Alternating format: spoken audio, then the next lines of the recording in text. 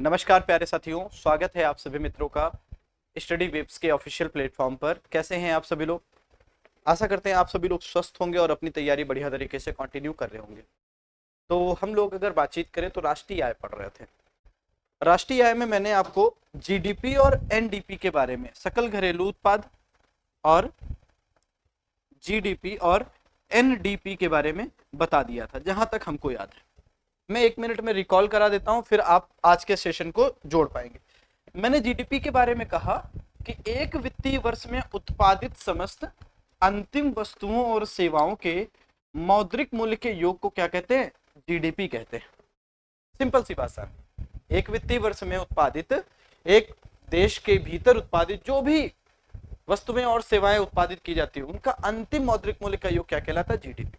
और जीडीपी का फॉर्मूला क्या था? C plus I plus ji plus x minus M. सी का मतलब मैंने कहा कुल उपभोग होता है, टोटल कंजम्पशन होता है। आई का मतलब होता है कुल निवेश, टोटल इन्वेस्टमेंट होता है। जी का मतलब होता है गवर्नमेंट एक्सपेंडिचर, सरकारी व्यय होता है, सरकारी खर्च या सरकारी व्यय होता है।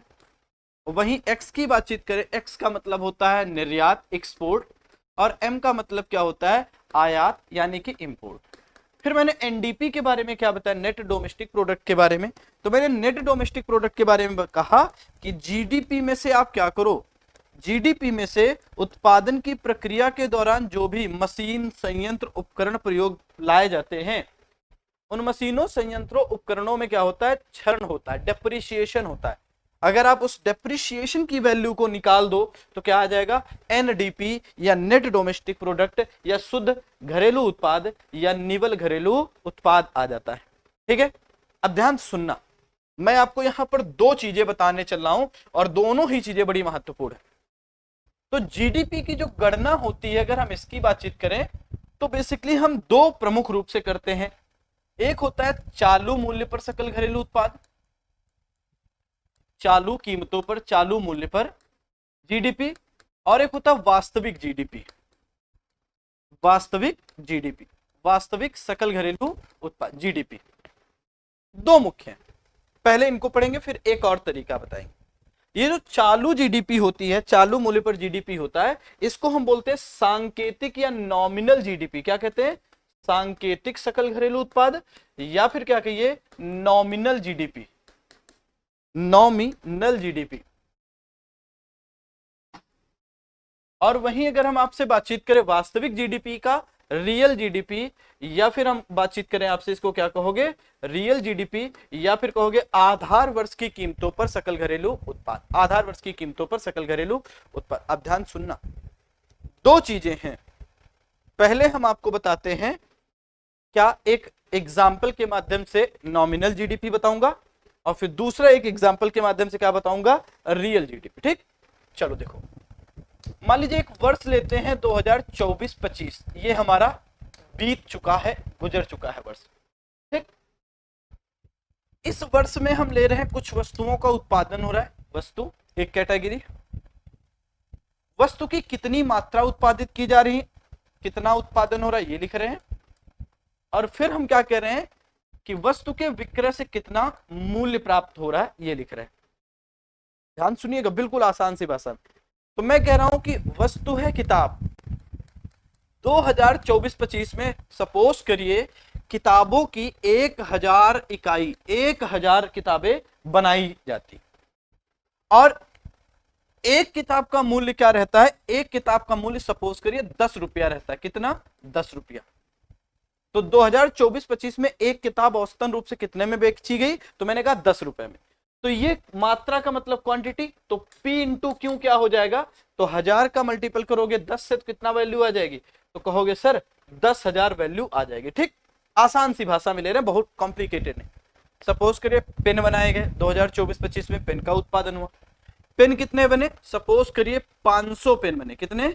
500 पेन बने, और एक पेन का कीमत कितना रहा? 2 रुपया, या 2 ना करिए 4 कर दीजिए। कितना कर दीजिए? 4 रुपए में एक पेन बिका। तो पेन को बेचकर कितना पैसा मिला 2024-25 में? तो आप कहोगे 5 को 20, मतलब 2000 रुपया पेन को बेचकर इनकम हुई। तीसरा चलते हैं और आगे एग्जाम्पल, पेन के बाद मैंने कहा कपड़ा, कपड़े की सपोज करिए कितनी 200 इकाइयां बनाई गई, कितनी 200 यूनिट कपड़ा बना, और एक कपड़ा कितने में बिका, तो मैं कह दे रहा हूं एक कपड़े की कीमत कितनी है, सपोज करिए 10 रुपया। तो कपड़े को बेचकर कितना इनकम प्राप्त किया गया, तो 200 का 10 से मल्टीपल करोगे 2000 आ जाएगा। फिर अगली बातचीत करें, नेक्स्ट के बारे में बातचीत करें, सपोज करिए बिस्किट बनाए गए, बिस्किट कितने बनाए गए, सपोज करिए मैंने कहा 1000 बिस्किट का प्रोडक्शन हुआ, और एक बिस्किट कितने बेचा गया, 5 रुपए में, तो बिस्किट को बेचकर कितना पैसा मिला, तो आप कहोगे 5000 रुपया बिस्किट को बेचकर मिला। बिस्किट के बाद अगली अगर हम आपसे बातचीत करें, एक बोला गया डिजिटल बोर्ड बनाए गए, कितना 10 डिजिटल बोर्ड बनाए गए, और एक डिजिटल बोर्ड कितने में बेचा गया, सपोज करिए 100 रुपए में। तो डिजिटल बोर्ड को बेचकर कितना पैसा प्राप्त हुआ, तो 100 को 10 से मल्टीपल करोगे कितना आ जाएगा, तो आप कहोगे सर 1000 रुपया डिजिटल बोर्ड को बेचकर मिला। सपोज करिए एक कैमरा, कैमरे को भी एग्जांपल में डाल देते हैं, कैमरे का भी प्रोडक्शन हुआ, कैमरा कितना बना, सपोज करिए 10, एक कैमरे का कीमत कितना, सपोज करिए मैंने कहा 70 रुपया, तो कैमरे को बेचकर कितना धनराशि प्राप्त हुई, 700 रुपया। केवल इतनी ही वस्तुएं बनाई गई, दूसरा कुछ भी उत्पादन नहीं हुआ, बस इतना एग्जाम्पल है ना। तो ऐसी स्थिति में सबको जोड़ लो, क्या होगा, जोड़ो भाई, 10,000, 2,000, 12,000, 12 दो 14,000, 14 और 5 कितना होता है, 19,000, 19,000, 20,000, 20,700 रुपया।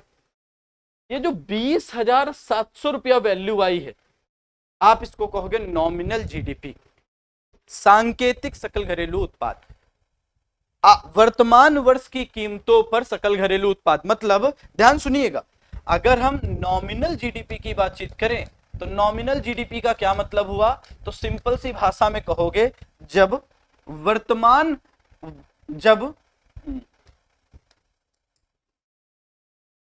एक वित्तीय वर्ष में उत्पादित वस्तुओं और सेवाओं के मूल्य की गणना, वस्तुओं और सेवाओं के मूल्य की गणना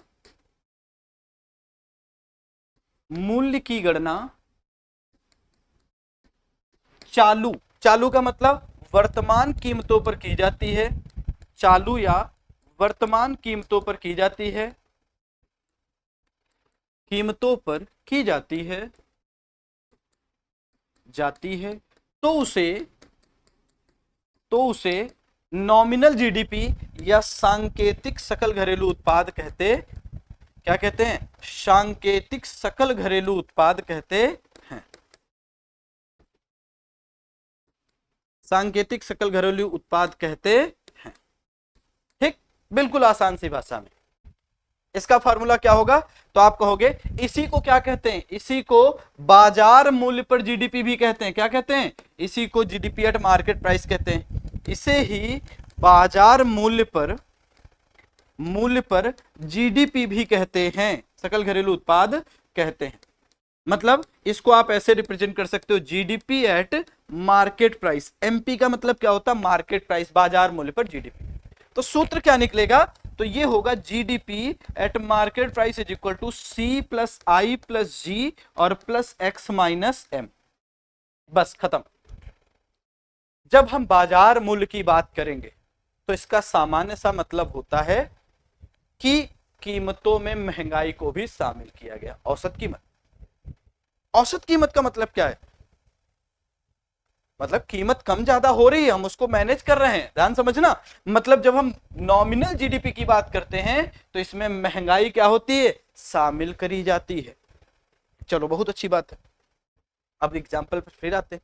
अब दूसरा हमको क्या करना है, रियल जीडीपी का। हाँ, जब हम रियल जीडीपी की बात करते हैं, पेन चेंज कर दे रहे हैं, येलो कर दे रहे हैं, और रियल जीडीपी की बात होती है तो हम एक आधार वर्ष लेते हैं। क्या लेते हैं, आधार वर्ष। और वर्तमान समय में आधार वर्ष की बातचीत करें तो आधार वर्ष क्या है, 2011-12। आधार वर्ष क्या होता है, सबसे पहली चीज आधार वर्ष या बेस ईयर के बारे में बातचीत करें तो आधार वर्ष क्या होता है, तो भैया बेस ईयर को सामान्यतः हम किससे रिप्रेजेंट करते हैं, 100 से, इसको 100 से दर्शाते हैं। सामान्यतः किसी अर्थव्यवस्था का ये क्या होता है, पहला वर्ष होता है, प्रथम वर्ष होता है, पहला वर्ष होता है। एक ऐसा वर्ष जिसमें कीमतें सामान्य रहती हैं। कीमतें क्या रहती हैं? सामान्य रहती हैं। ना तो बहुत तेजी से कीमतें कम होती हैं, ना ही बहुत तेजी से बढ़ती हैं। ना महंगाई होती है, ना मुद्रा संकुचन होता है। आप देखोगे ना मानसून अच्छा रहेगा, ना बाढ़ आएगी, ना सूखा पड़ेगा, महामारियों का अटैक भी नहीं होगा। और कुल मिला के कहें तो उत्पादन क्या होता है? प्रोडक्शन जो होता है वो अच्छा होता है, सामान्य होता है। और जब प्रोडक्शन सामान्य होगा तो ऐसी स्थिति को हम क्या कहेंगे? यहां पर कीमतें ना तो बहुत तेजी के साथ घटेंगी और ना ही क्या होगी, ना तो बहुत तेजी से कीमतें बढ़ेंगी और ना ही कीमतें बहुत तेजी से क्या होंगी? कम होंगी। पी का मतलब प्राइस होता है। ऊपर वाला निशान कीमतों में वृद्धि को और नीचे वाला निशान कीमतों में कमी को दर्शाएगा। अब यहीं पर ध्यान से समझना। तो हम क्या है, वर्तमान समय का जो आधार वर्ष है वो 2011-12 है। राष्ट्रीय आय की गणना का आधार वर्ष क्या है? 2011-12। अब देखो, तो हम कहते हैं कि जब वर्तमान वर्ष में, जब एक वित्त वर्ष में उत्पादित वस्तुओं और सेवाओं के मूल्य की गणना आधार वर्ष के अनुरूप करी जाए, बेस ईयर के अनुरूप करी जाए, तो उसको रियल जीडीपी कहते हैं। अब एग्जांपल समझना, सेम एग्जांपल है 2024-25 के लिए हम रियल जीडीपी कैलकुलेट करें। तो हमने कहा कि सपोज करिए कीमत क्या रही होगी 2011-12 में। किताब आपको पता है 2011-12 की तुलना में चीजें महंगी हो गई 2024-25 में। हालांकि अभी 2025-26 चला है, महंगी हुई कि नहीं? महंगी हुई। तो जो किताब पहले कितने मिल रही थी? 10 रुपए में, हो सकता वो, मतलब जो किताब 2024-25 में 10 रुपए में मिल रही है, वो किताब पहले कितने में मिल रही हो सकता है 8 रुपए में मिल रही हो। जो पेन आपको 4 रुपए में मिल रहा है वो हो सकता है 2 ही रुपए का मिल रहा हो 2011-12 में। जो कपड़ा आपको 10 रुपए में मिल रहा है वो कपड़ा हो सकता है 2011-12 में 5 रुपए में हो। ध्यान समझना, ये रुपया है, एक यूनिट का कीमत बता रहे हैं ना। जो बिस्किट आज आप 5 रुपए में खरीदते हो वो हो सकता है उस समय 2011-12 में कितने में हो? 2 रुपए में हो। जो डिजिटल बोर्ड आज आप कितने में, 100 रुपए में खरीद रहे हो सकता है उस समय कितने में हो? 80 रुपए में हो। और जो कैमरा आप कितने में, 70 में खरीद रहे हो, आज हो सकता उस समय कितने में हो? वो 85 रुपए में हो। भाई पेट्रोल देखो, पेट्रोल कितने में था 2011-12 में? आप सिंपल से कहोगे सर 60-70 रुपए के आसपास था। आटा कितने में था? 18-20 रुपए में। चावल कितने में थे? ऐसे ही थी। और आज देखो 95-97-100 रुपए हो गई पेट्रोल की कीमत। आटे की कीमत 40-50 रुपए हो गई, चावल की कीमत 55-60 रुपए हो गई। चीजें समय के साथ महंगी हुई कि नहीं हुई? तो 2011-12 में कीमतें क्या रही होंगी? कम रही होंगी। हम समझाने के लिए बता रहे हैं ना। तो ऐसी स्थिति में अगर 2011-12 के अनुरूप हम देखें P इंटू क्यू क्या होगा, तो मल्टीपल करके देखो। इसका मल्टीपल आप किससे करोगे? ये मात्रा से। तो 1000 इंटू 8 तो कितना हो जाएगा? 8000 रुपया मिलेगा। दूसरा क्या है? 500 गुणित 2 मतलब 5 दूना कितना होता है? 10, मतलब कितना आएगा? 1000। ठीक है, 1000 हो जाएगा। फिर इसको देखो 200 मल्टीप्लाइड बाई कितना? 200 मल्टीप्लाइड बाई 5 तो कितना हो जाएगा? 2 5 10, इसको भी 1000 रुपया आएगा। ठीक है, फिर अगला देखो कितना आएगा? 1000 मल्टीप्लाइड बाई कितना? 2, तो यहां पर 2000 आ जाएगा, 2000 आएगा। ठीक, अगला ये है 10, डिजिटल बोर्ड 10 बने, कीमत कितनी हो गई? 80, तो मल्टीपल करोगे कितना आ जाएगा? तो आप कहोगे सर 800 रुपया आएगा। और ये आपका कैमरा, कैमरा कितने? 50, 50 इंटू 10 बराबर 500। सबको जोड़ दो कितनी वैल्यू आएगी? देखो 8000, 9000, 10000, 11000, 12000। 12 और इधर देखो कितना हो जाएगा? 12 1 13, 13300 रुपया कितना वैल्यू आई? तो हम कहेंगे सर 13,300 रुपीज आई। ये आपकी क्या हुई? Real GDP. मतलब ये जो 20,700 रुपए दिख रहा है ये महंगाई के साथ है। ये किसके साथ है? महंगाई के साथ है। किसके साथ है? महंगाई के साथ, इन्फ्लेशन के साथ। और ये बिना महंगाई के। तो जो बेस मतलब जो वास्तविक जीडीपी होता है, जो रियल जीडीपी होता है, वो क्या करता है? वो आधार वर्ष की कीमतों के अनुसार क्या करता है? सकल घरेलू उत्पाद की गणना करता है। मतलब वास्तविक जीडीपी में क्या कहेंगे? तो एक हेडिंग करो, वास्तविक जीडीपी या फिर रियल जीडीपी, वास्तविक सकल घरेलू उत्पाद, घरेलू उत्पाद, या फिर इसको हम क्या कहेंगे? Real GDP. अब इसमें क्या लिखेंगे? लिखिएगा, जब एक वित्त वर्ष में, जब एक वित्त वर्ष में उत्पादित वस्तुओं और सेवाओं के मूल्य की गणना और सेवाओं के मूल्य की गणना के मूल्य की गणना आधार वर्ष की कीमतों पर की जाती है। आधार वर्ष की कीमतों पर की जाती है, कीमतों पर की जाती है, तो उसे रियल जीडीपी कहते हैं। क्या कहते हैं? रियल जीडीपी कहते, वास्तविक सकल घरेलू उत्पाद कहते हैं। और रियल जीडीपी में महंगाई, मुद्रा संकुचन जैसी चीजें शामिल नहीं करते। तो लिख लीजिए, मतलब रियल जीडीपी की गणना में, रियल जीडीपी की गणना में मुद्रास्फीति, महंगाई, मुद्रास्फीति को ही महंगाई कहते हैं आम जनमानस की भाषा में, या मुद्रा संकुचन, डिफ्लेशन, इन्फ्लेशन या डिफ्लेशन, मुद्रा संकुचन जैसी चीजों के प्रभाव को शामिल नहीं किया जाता है।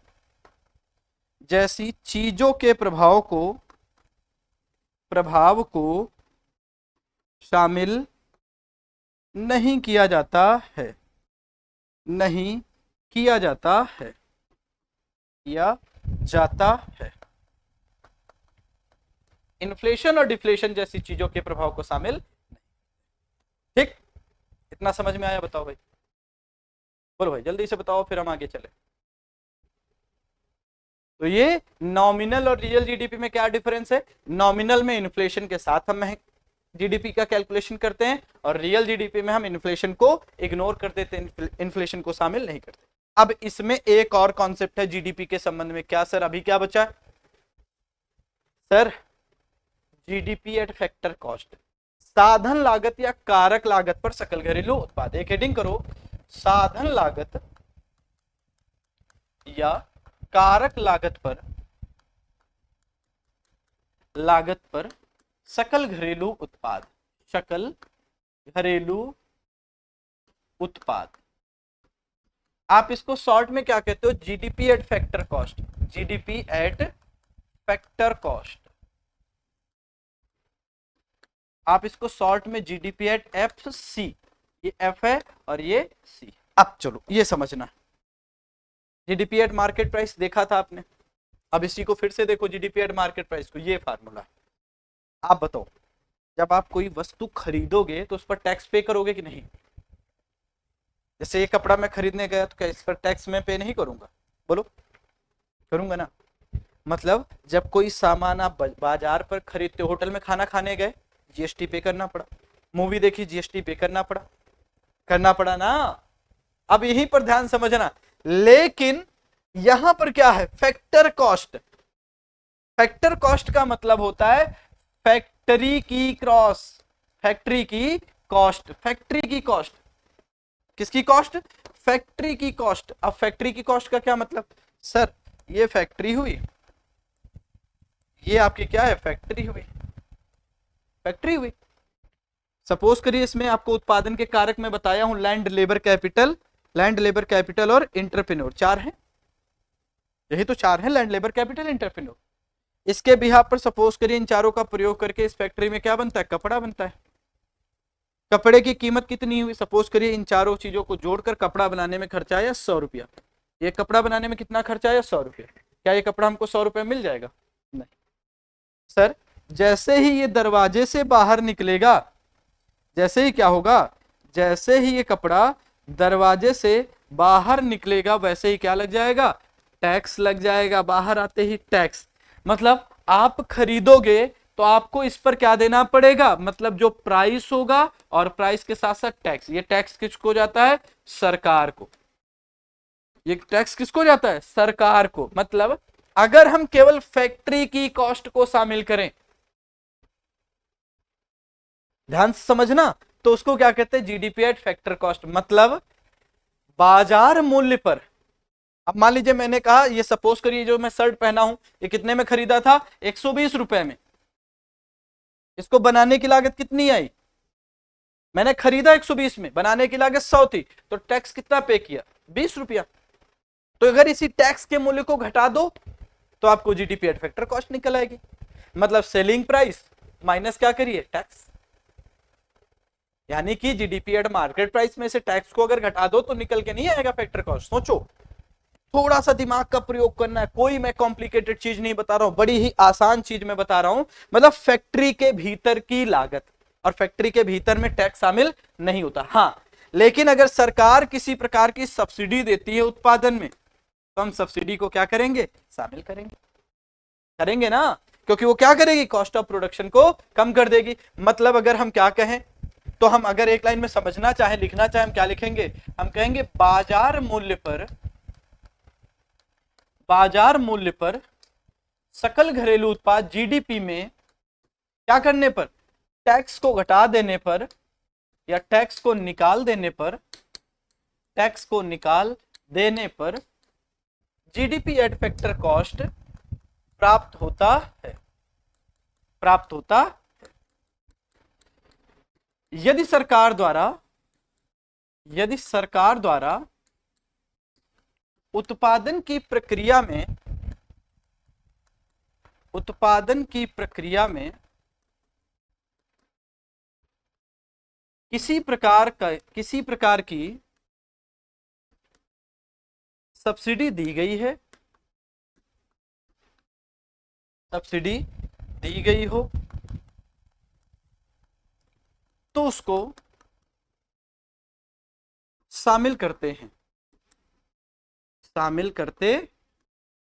ठीक, क्या बनेगा फार्मूला?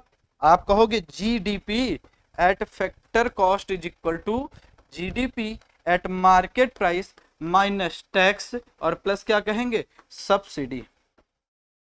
माइनस क्या कहेंगे? Tax plus subsidy. ये आपका फार्मूला निकल कर आ गया। देख लो, टैक्स को घटा लो और अगर सब्सिडी दी गई है तो ठीक है, ऐड कर दो। नहीं सब्सिडी दी गई, कोई बात ही नहीं, खत्म काम।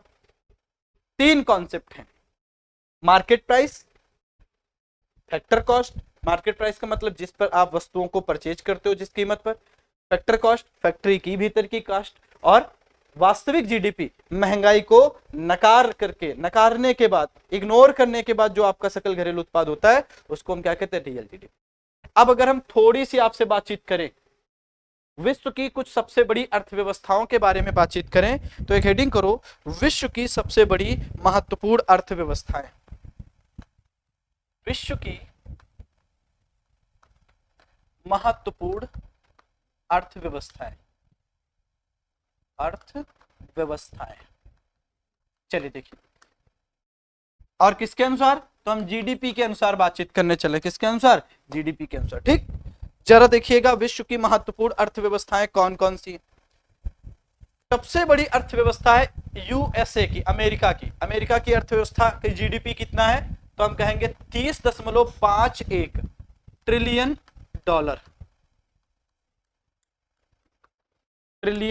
डॉलर। ये क्या है? ये आपकी अमेरिका की इकोनॉमी का आकार है। वहीं अगर अमेरिका की इकोनॉमी का पर कैपिटा जीडीपी देखें तो कितना? तो 89.11 हजार डॉलर। ये क्या है?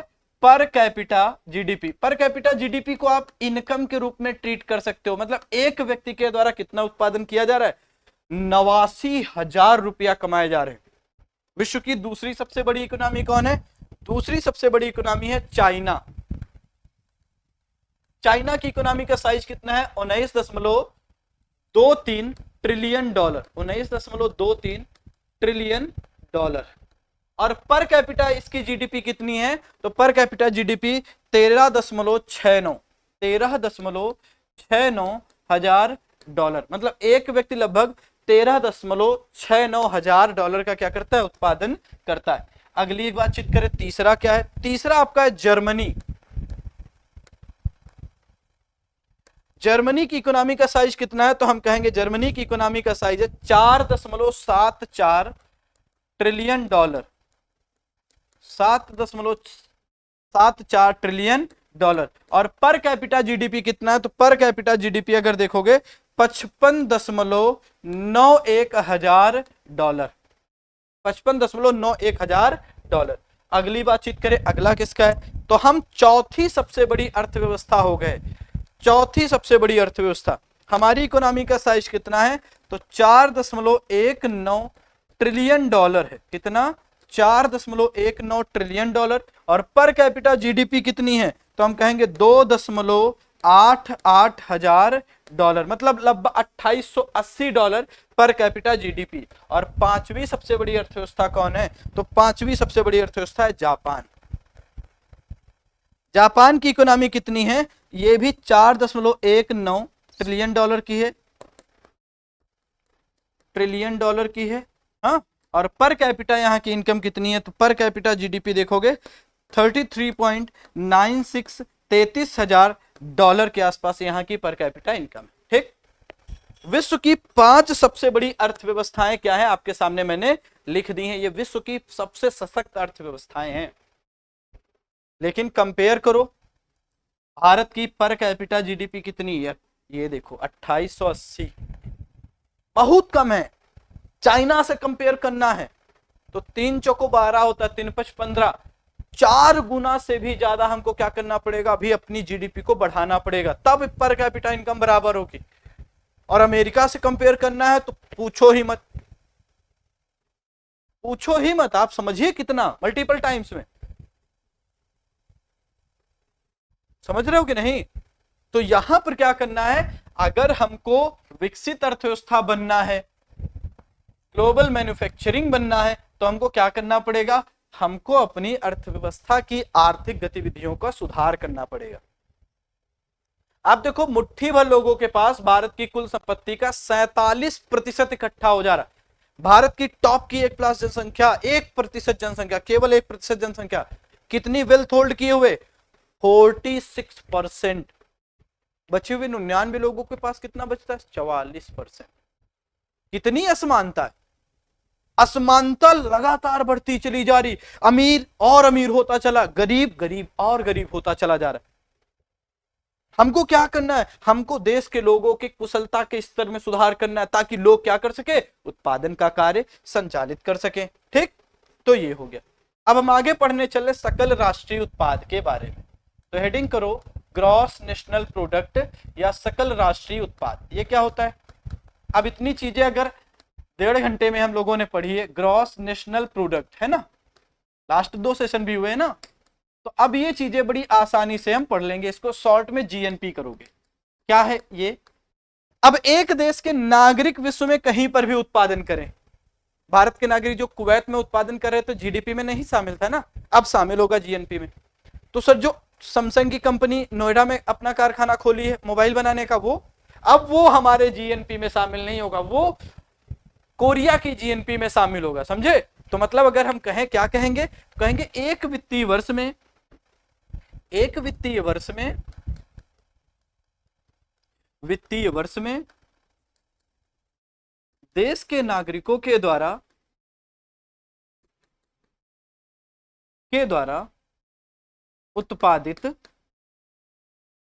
उत्पादित समस्त अंतिम वस्तुओं और सेवाओं, समस्त अंतिम वस्तुओं और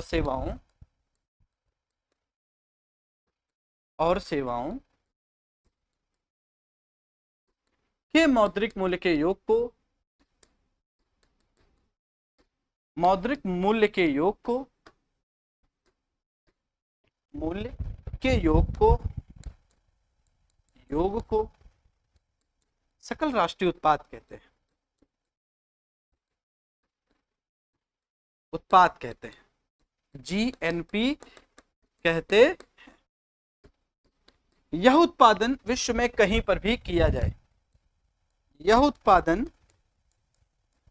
विश्व में कहीं पर भी किया जाए। इंपॉर्टेंट क्या है, नागरिक, मतलब जीएनपी की गणना में क्या है, लोकेशन महत्वपूर्ण है, व्यक्ति महत्वपूर्ण। और जीडीपी में लोकेशन इंपॉर्टेंट है, व्यक्ति महत्वपूर्ण है। मतलब अगर हम इसका फॉर्मूला निकालें तो क्या होगा, तो जीएनपी का फॉर्मूला सिंपल सी भाषा में कहें तो क्या होगा, आप कहोगे जीडीपी। जीडीपी में से क्या करना है, हम इसमें से जोड़ेंगे net factor income income from abroad, abroad मतलब विदेशों से प्राप्त शुद्ध कारक आय। अब इसका मतलब समझो, जैसे जीडीपी में आपने देखा था कि भाई देश के नागरिक भी उत्पादन कर रहे थे, विदेशी भी उत्पादन कर रहे थे, है ना।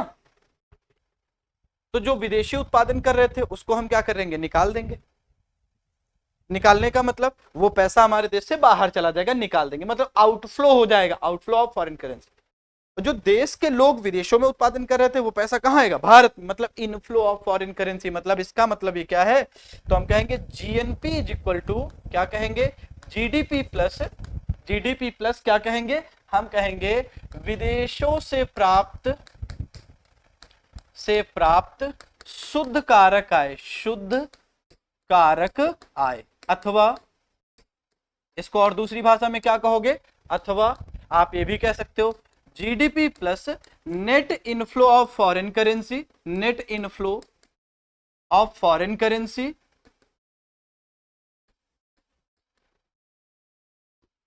माइनस, या इनफ्लो ऑफ फॉरेन करेंसी केवल लिखो, minus outflow of foreign currency, foreign currency. Inflow मतलब हमारे देश में जो विदेशी मुद्रा आई वो, और आउटफ्लो का मतलब हमारे देश से जो विदेशी मुद्रा बाहर गई वो, बस सिंपल सी।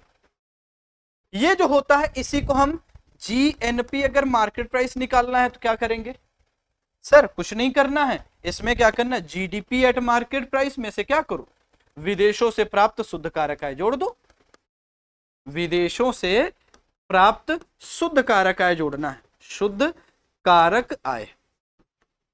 सर एक चीज और पूछना है, पूछो, अगर इसमें क्या करना हो, अगर आपको जीएनपी एट फैक्टर कॉस्ट निकालना हो तो क्या करो, फैक्टर कॉस्ट के लिए क्या करते थे, टैक्स को घटा देते थे, किसमें से, तो GNP gross national product eight market price में से क्या करो, टैक्स को घटा दो।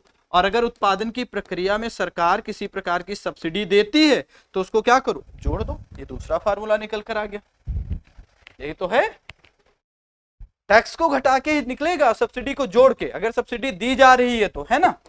फिर सर एक और चीज है, क्या सर, नेट नेशनल प्रोडक्ट कैसे निकलेगा, नेट नेशनल प्रोडक्ट कैसे निकलेगा, एनएनपी आप इसको कहते हो शॉर्ट में, एनएनपी, इसी को क्या कहते हो, शुद्ध या निवल घरेलू उत्पाद, शुद्ध या निवल घरेलू उत्पाद। तो जैसे आपने शुद्ध या निवल, सॉरी राष्ट्रीय उत्पाद है, निवल राष्ट्रीय उत्पाद, तो जैसे आप लोग शुद्ध या निवल घरेलू उत्पाद निकाले थे, कैसे, उत्पादन की प्रक्रिया में जो भी मशीन, संयंत्र, उपकरण प्रयोग होंगे उनमें क्षरण होगा, जैसे ये पेन का एग्जांपल दिया था अगर आपको याद हो, तो इस क्षरण के मूल्य को अगर निकाल दो तो आपका शुद्ध निकल के आएगा। तो शुद्ध के लिए क्या करेंगे, तो यहां पर एक लाइन से अगर हम बातचीत करें तो आप कहोगे net national product is equal to, क्या कहेंगे, कहेंगे भैया जीएनपी में से क्या करो, डेप्रीशिएशन की वैल्यू को निकाल दो, मूल्यह्रास, पूंजी की क्षति, घिसावट, रिसावट, है ना, मूल्यह्रास, ये शब्द प्रयोग किए जाते हैं डी के लिए, डेप्रीशिएशन के लिए, ठीक। दूसरा सर, अगर एनएनपी एट मार्केट प्राइस की बात करें, कुछ नहीं करना, जीएनपी एट मार्केट प्राइस में से क्या करो, डेप्रीशिएशन को निकाल दो, बस चेंज करना यहीं पर। अब ये कहां से आएगा, तो GDP at market price plus विदेशों से प्राप्त शुद्ध कारक है, लिंक करना है, देखो ना पीछे तो लिखा है, ये देखो, ये देखो कहां, जीएनपी एट मार्केट प्राइस क्या है, GDP at market price plus विदेशों से प्राप्त शुद्ध कारक है।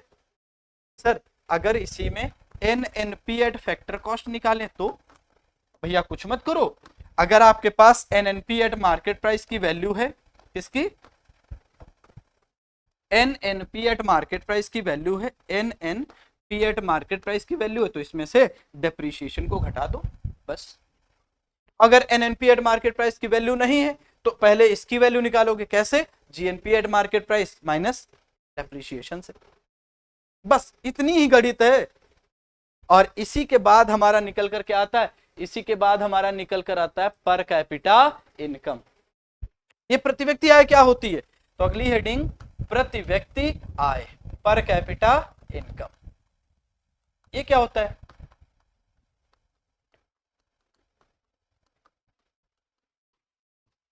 इसको क्या कहते हैं? पीसीआई। क्या कहते हैं जरा देखिए, सिंपल सी भाषा में अगर हम कहें आपसे तो इसको औसत आय भी कहते हैं। क्या कहते हैं? औसत आय भी कहते हैं। औसत आय भी कहते हैं। कैसे निकालते हैं औसत आय को? जैसे क्लास में 100 बच्चे हैं, 100 बच्चों का औसत वजन निकालना हो तो क्या करते हो? सबका इंडिविजुअल वजन ले लो, सबको जोड़ दो और फिर किससे डिवाइड करोगे? नंबर ऑफ स्टूडेंट जो 100 थे। जब राष्ट्र की इनकम जोड़ना हो तो हम कहेंगे राष्ट्रीय आय को कुल जनसंख्या से डिवाइड कर दो। मतलब पर कैपिटा इनकम, इसको शॉर्ट में ये कहते हैं। नेशनल इनकम को क्या करें? नेशनल इनकम या राष्ट्रीय आय को किससे डिवाइड करें? टोटल पॉपुलेशन से। टोटल पॉपुलेशन से हमको क्या करना है? डिवाइड करना है। तो हमको प्रति व्यक्ति आय निकल कर आ जाएगी। क्या निकल के आएगी? प्रति व्यक्ति आय। अब भारत में नेशनल इनकम क्या है? तो भारत में नेशनल इनकम की बातचीत करें तो भारत में राष्ट्रीय आय इसको कहते हैं तो net national product at factor cost को कहते हैं। मतलब साधन लागत पर शुद्ध घरेलू उत्पाद क्या होता है? शुद्ध राष्ट्रीय उत्पाद, घरेलू नहीं, शुद्ध राष्ट्रीय उत्पाद आपका क्या होता है? शुद्ध राष्ट्रीय उत्पाद आपका राष्ट्रीय आय होता है। तो ऐसी स्थिति में पर कैपिटा इनकम क्या बनेगी? तो आप कहोगे per capita income is equal to net national product at factor cost divided by क्या कहेंगे? Total population. Total population. और भारत की पर कैपिटा इनकम कितनी वर्तमान समय में? लगभग 2880 डॉलर है। एक व्यक्ति एक साल में प्रति व्यक्ति आय वार्षिक ली जाती है, एनुअल कैलकुलेट करी जाती है। और एक वर्ष में एक व्यक्ति औसतन कितना पैसा कमा रहा है? 2880 डॉलर की इनकम जनरेट कर रहा है, कमा रहा है। हमने आज के सेशन में 5 चीजें सीखी। क्या क्या? जीडीपी, एनएनपी, जीएनपी, एनडीपी और पर कैपिटा इनकम। अगर आप इसको ध्यान से तीनों क्लासेस देख लेंगे तो दोबारा जरूरत नहीं पड़ेगी नेशनल इनकम पढ़ने की। अब यहीं पर ध्यान समझना। हम लोग क्या कर सकते हैं? आप लोग हमारे टेलीग्राम चैनल से जुड़ सकते हैं। टेलीग्राम चैनल का क्या नाम है? तो आप कहोगे sir GK GS by Sudhanshu sir. Sudhanshu sir, आप इस चैनल से जुड़ सकते हैं। इसमें आपको क्लासेस का जो वीडियो होता है उसका लिंक मिल जाता है, पीडीएफ भी मिल जाएगी, है ना। आप इसको क्या कर सकते हैं? वीडियो को लाइक कर सकते हैं, शेयर कर सकते हैं, दोस्तों तक इंफॉर्मेशन दे सकते हैं, इसको कमेंट कर सकते हैं, कमेंट करके बता सकते हैं सेशन कैसा लगा है। और सबसे इंपॉर्टेंट चीज है थोड़ा सा सब्सक्राइब करना है। सब्सक्राइब करना है चैनल को, क्या करना है? सब्सक्राइब करना है और दोस्तों से भी बोलना है चैनल को सब्सक्राइब करिए, ठीक है। तो ये आज का सेशन था। आशा करते हैं सेशन अच्छा लगा होगा। अपने महत्वपूर्ण सुझाव हमको आप अपने कमेंट के माध्यम से बता सकते हैं। Thank you so much. नमस्कार सर।